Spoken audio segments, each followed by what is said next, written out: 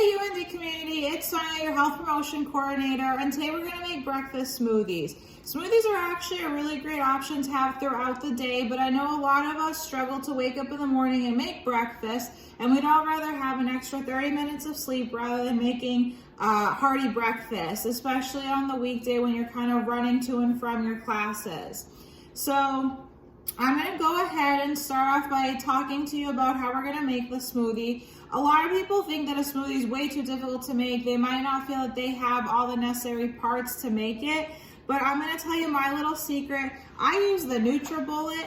I love it. I swear by it. I really recommend that everyone gets one if they can. If not, there's other alternatives out there like Vitamix, the Ninja, or just a regular old blender will work. So this is where we're gonna make our smoothie base, like build the base of it. I'm gonna use, I have a Dole fruit mix, which has some strawberries and then pineapple and peaches and frozen mango in it. And so the nice thing about this is it's a big package with a bunch of individual packets in there, and each individual pack serves about 2 to 3 people. I tend to split one into 2 just because I really like my fruit smoothies. So we have a little bit of that left, like 1 serving. A whole banana. I love adding bananas to my smoothies. They just add some bulk, and it's another way to sneak in some more fruit so that I reach my daily recommended amount of fruit. And then spinach. So this is a big, large container of spinach. For those of you that are tuning into my other videos, you'll see that I've used it when I make my pizza. I love sneaking spinach into all different food options when possible. Spinach is a dark green leafy vegetable that just is full of antioxidants and has a high percentage of iron in it, and so it's nice to just sneak it in. I don't personally like eating spinach on its own, so whenever I can add it into a meal that I'm making, I do. I'm also going to add in some Greek yogurt. This is 0% milk fat, and it's unsweetened. It's just plain Greek yogurt, and I'm going to add about 1/3 of a cup of this. And then I'm going to add some peanut butter just for some extra substance to it. It does add a little bit of extra protein in it. And then last but not least, I always like to include just a little bit of honey, like a tablespoon, to give it a little bit of sweetness. And the liquid that I'm going to be using is oat milk, and I choose to get unsweetened oat milk. Again, this is very flexible and you can make it what you want. So if you want to use regular milk, you can go for it. I do recommend using like 2% or low fat milk, or if you want to use another plant-based milk like almond, soy, coconut, cashew, they make just about any type of milk these days. Go for it. So before we start, I'm going to go ahead and demonstrate washing our hands. So we're at my sink. In order to wash your hands, you want to use warm water. And so you're first just going to put some on your hands and then use some soap. I'm personally using Bath & Body Works Blackberries and Basil soap. And you really want to go ahead, wash your hands for about 20 seconds. And so I have the timer on my camera letting me know. If you don't know what 20 seconds is, or if you think you count too fast, you can go ahead and sing the ABCs or the happy birthday song. Also make sure that you really get underneath your fingernails. If you have shorter fingernails, it's not as difficult to do this, but just still make sure that you get underneath them. And then wash up by your wrists. And so these are the 2 areas that people tend to neglect. When they wash their hands, they tend to just put the soap like this and then quickly rinse it off. And so, got it a little bit too hot. You don't want to burn your hands off. You just want to make sure that they're clean.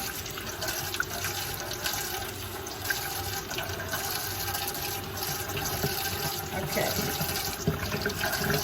And so then you're just going to turn off the sink. One fun fact or tip is when you are turning the sink off, especially if you're in a communal kitchen area, after you've washed your hands, a lot of us tend to just turn the sink off. Well, at that point, you just touched it, and you might have touched it with like dirty hands beforehand, and you obviously haven't gotten to clean it right away.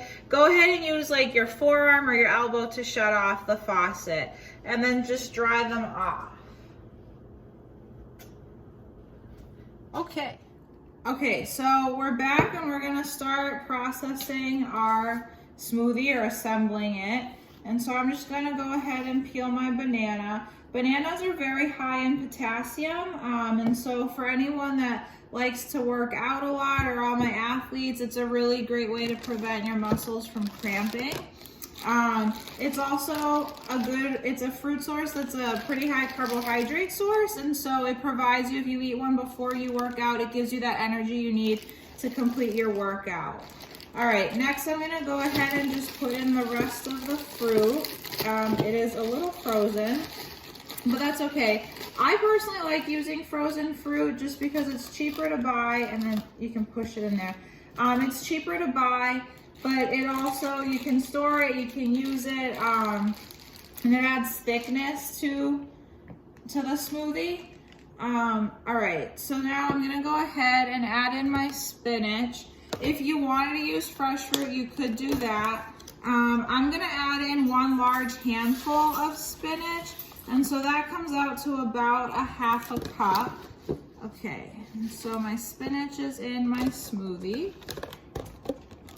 Or in my bullet. We lost one.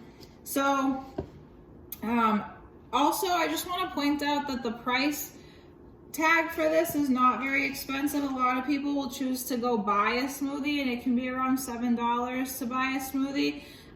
Buying all of these ingredients on their own was around $7, so that if you actually break that down to the serving, the smoothie will only come out to be about $1, if that. Okay, so after we added the spinach, we're gonna go ahead and add our yogurt, and so I'm just gonna measure out 1/3 cup of yogurt. I really like using non-fat Greek yogurt for my smoothies, just because I feel like I already get so much flavor from everything else that's in here that I don't need to add, flavor from like sweetened yogurt. Getting it out is a little bit more difficult. All right. And then the nice thing about yogurt is it's high in probiotics, which help with digestive and gut health. All right, and then next we're gonna go ahead and add, you can add 1 to 2 tablespoons of your almond butter. I got the RX nut butter version. It's honey, cinnamon, peanut butter. And so the ingredients, one of the things I really recommend is looking for peanut butter that doesn't include added sugars, and that you have to actually stir so that the oil is at the top. All right, so I'm only gonna add in 1 tablespoon of this just because I don't need a whole lot of bulk. This peanut butter does have 9 grams of protein in it, so instead of adding protein powder, I'm able to get my protein from my food sources, which is really the best way that you should aim to get your protein. All right, and then I'm going to use honey, and the honey is just to add a little bit of sweetness. So I have a soup spoon, and I'm just going to scoop out a little bit of honey. I don't need a whole lot, and we're gonna add that into our smoothie.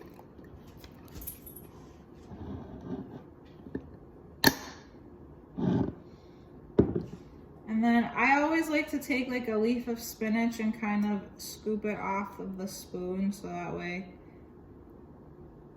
I get all of it off. Honey's a great natural sweetener. I like to use it instead of using sugar in things, just because it is more natural, and if you buy local honey, it actually helps boost immunity. Okay, so now that we have all of our dry-ish ingredients in here, we're gonna go ahead and pour in our oat milk. You can use a measuring cup, you can also eyeball it, but just so I can show you the measuring portion of it, I am using a measuring cup. Again, if you're in a rush, eyeballing it is completely fine. So I'm going to start off by using about 3/4 of a cup of almond milk. Actually, this is oat milk.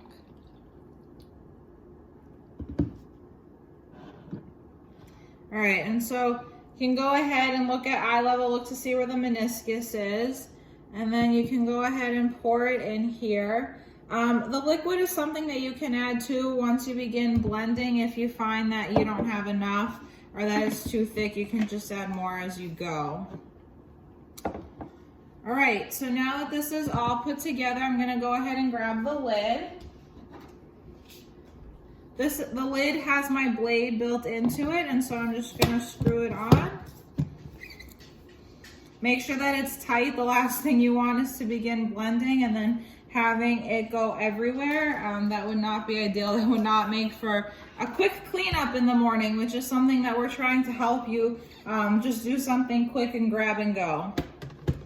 All right, it's gonna make a lot of noise, so I won't talk, but blend it until you see all of the fruit dissolve.